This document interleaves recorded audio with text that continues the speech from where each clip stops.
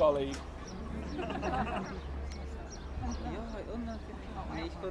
Right, good afternoon ladies and gentlemen, welcome to Her Majesty's Royal Palace and Fortress, the Tower of London.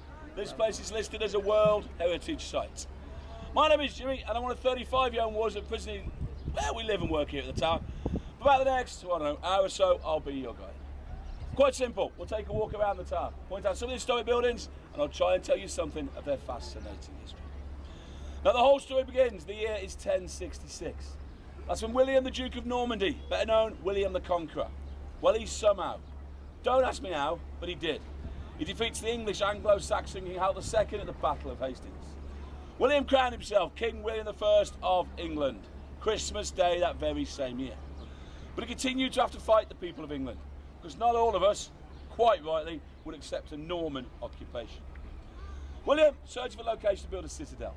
He wants to impress and overawe that lot from London. So he chose this site to the east of the city. It's where an old Roman fort once stood. Now in 1078, William ordered the building of his royal palace and fortress, first of its kind anywhere in England. William's palace is known as the White Tower, and it stands at the very heart of this fortress. Not much point looking, you can't see it from here. Trust me, it's in there, and I'll show you where it is a bit later on. For the next 200 years, successive monarchs will add to and improve the defences, and that is the whole structure that stands over there. Now look across this side, the inner defensive wall, not this first one, second one by those chimneys. That was built in 1220. That incorporates 13 towers all the way around its perimeter, obviously an all-round defence. The outer defensive wall, this one here, this was built in 1280. Now that gives us a further 6 towers. They all run pretty much along this line here. They give extra protection in case of attack from the river. There's also strong bastions which stand against attack from the north. There's one just there, and there's one over in the northeast corner. Now they were built during the reign of King Henry VIII. You see from the shape of the upper windows, they used to house, they would then fire cannon. Finally, surrounding the entire fortress, we have the moat. The moat was built during the reign of King Edward I, designed by a man called Master Walter. Now he was an expert, specially brought in from the Netherlands. Originally the moat, 120 feet wide. Any water in there was 15 feet deep, and it had a dual purpose. Not only is it a line of defence for the Tower of London, it was also the catchment area for all the filth and waste from the tower, and that included the tower toilets. At that time, they all emptied directly into the moat. This was the cunning plan. Twice a day at high time, they would open sluice gates. There's one down here underneath this bridge. It's operated by that valve over there, and there's one on the other side. That would allow the tidal waters of the River Thames to rush around the moat. It'd flush all that filth and waste out into the river. We then replace it with lovely, crystal clear water. Yeah, right. Cleanish water at the turn of the tide, but they've got one big problem. They've dug the moat a lot deeper than the river. The filth and waste simply sank to the bottom. The moat turned into the biggest stagnant cesspool in Europe. But for the Tower of London, it proved to be the biggest line of defence.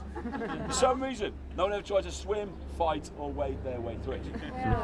That continued for over 500 years till 1843. That's when the then comes to the Tower of the Duke of Wellington. He sought permission from Queen Victoria, get the moat drained and hard filled. Well, permission duly granted. The moat filled to the level you see it today. Since then, every now and then they used it as a parade ground for troops from the Tower garrison. Throughout 900 years of history, the Tower has been used for many different things. It was, still is, a royal palace. It's where the first Royal Observatory was established in 1675. So that moved down to Greenwich, and that is where it still stands today. This has been used for the storage of weapons and public records. It was even a mint. It's where the coins of the realm were designed and minted until 1810. Just around this corner here, there used to be a royal menagerie, and that is where exotic animals were kept.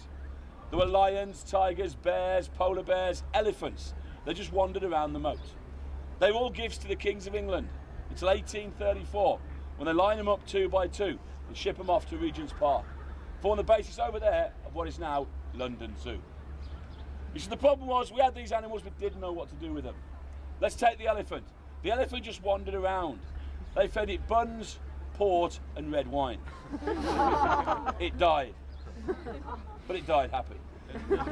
Someone said, look, we need to look after these things. Let's get it done by someone who knows. And that was the birth over there in London, or in Regent's Park, of London Zoo. The animals all coming from here. Now the crown jewels are a different story. We've kept the crown jewels safe here since the year of 1303. So safe that if we kept them, they are still here for you to look at today. Lastly, probably most infamously, that was a state prison for political and religious prisoners, some of whom we'll have a chat about as we wander around today. Now just for a brief second, don't look at the tower, look at that building behind you up there on Tower Hill. That big white one in the middle, got a couple of statues on it. Now the whole area up there is called Tower Hill for two reasons. One, it's a hill, and two, it's by the tower. Does anyone think they're having a problem grasping that? Good. Well, ignore that building, nothing to do with this, couldn't care less about it. But as you're looking at it, to the right-hand side, there is a garden called Trinity Gardens. Now, in that garden, there is a plaque, and that plaque has everything to do with the tower. That plaque marks the public execution site. It's up there that no less than 75 men of noble birth who left the tower then perished under the executioner's axe. The first victim in 1381 was Simon Sudbury, Archbishop of Canterbury. But he never made it to the scaffold. He got torn apart over there on the left-hand side. The man was literally ripped to pieces at the hands of the peasants. He had dared to impose a poll tax. 7 years later, in 1388, is the first legal beheading. It's that of Sir Simon Burley. And by sheer coincidence, the last person to die up there was another Simon. Now that was Simon Fraser. He was Lord Lovat. He was an 80-year-old Scottish lord. He supported Bonnie Prince Charlie in the Second Jacobite Rebellion in 1745. He lost his head up there. He was the last man to ever die up there in 1747. Imagine for a brief second the scene up there on the day of an execution. The prisoner escorted through the tower by the young warders out to the Bulwark gates, handed over to the Sheriff of London. He now ensures safe passage through the vast crowds of bloodthirsty people up to the scaffold site. Now when he gets there, the condemned man's got nowhere to go. He simply climbs the steps, he's face to face with his executioner. Firstly, he forgives him for what he's about to do. Then he will pay him in pieces of silver or even gold in the hope that his execution will be carried out in a clean cut manner. Next, he addresses the crowd, he'll make a speech. But eventually he will kneel down, say his prayers, lay his head onto a block of wood. Next, the axe comes, crunching down. The executioner leans forward, picks up the freshly severed but still bleeding head. He will raise it high in the air and proclaim, "Behold, the head of a traitor. So die, all traitors, God save the King." The thousands of people watching go absolutely mad.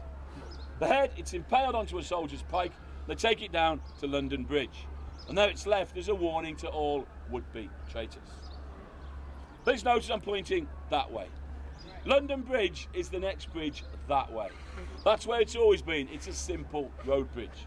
At that time, the only crossing across the River Thames. That is Tower Bridge. That came centuries later, no heads on sticks on that one. The heads all went that way. Head's gone, body no longer needs it. So simply they drag the body back inside and they bury it in the Chapel Royal of St Peter ad Vincula. That's inside, and that's where we'll end this tour this afternoon. That's where we go for a wander. If you want to get here in medieval times, first of all you pass for the Bulwark gates. Those situated roughly where those red flags are, halfway up that hill. You then walk down a causeway which takes you through the Lion Tower. Out there you cross the drawbridge and you come to this one, the Middle Tower. So called because it used to stand in the middle of the moat. Next you cross the second drawbridge and you come to this one, the Bywood Tower. The Bywood Tower gets its name from being by the ward, the entrance to the outer ward of the Tower of London. Bywood Tower, Middle Tower, both built 1280. Now because of where that one is, it's too close to the entrance. Very few prisoners held in there. This one, however, was used as a prison within a prison. Most notably for 2 of 4 Scottish lords imprisoned behind those barred windows for their part in the Second Jacobite Rebellion in 1745. Lord Kilmarnock and Lord Balmerino, they were taken from the Bywood Tower. They were publicly beheaded on Tower Hill in 1746. Now a good friend of theirs, Lord Tullibardine, he was held in the Queen's house. Show that is a bit later on. He too sentenced to die with them, but he got lucky. That man, he escaped the executioner's axe, because he died the week before his execution during a serious operation. As you know through history, the Scots do not like the English. In fact, nobody likes the English. Let's get one thing straight, shall we? We couldn't care less. But in this instance, we try and make him well, even though he's Scottish. Week later, we then want to chop his head off. Now, he didn't make it, but please bear this in mind. That means he dies in there with dignity in private, rather than up there in front of thousands of people. The fourth Scottish lord, that's Lord Lovat. Now, he too held in the Queen's house, but he was taken from there. Remember what I said, last man to be executed on Tower Hill in 1747. Let's make sure that we'll take a wander through the Byward Tower archway. When we do look up, you'll see there's a portcullis or drop gate. That's been up there since 1326. It weighs 1.5 tons. It's one of 2 portcullis left at the tower. Also, as you go through, just glance up. There are 3 holes in the stonework above your heads. They're what's known as murder holes. Now, they were put there so the inhabitants of that tower could drop their waste down to a cart as it passed below. However, during times of attack, those holes will be used by the defenders. Now, they're going to drop all sorts of wonderful things: hot oil, hot tar, contents of the moat down onto the heads of the attackers. Remember, the moat was also the sewer, so you can imagine exactly what was coming down through those holes. So, as you wander through now, don't spend too much time looking up. That way.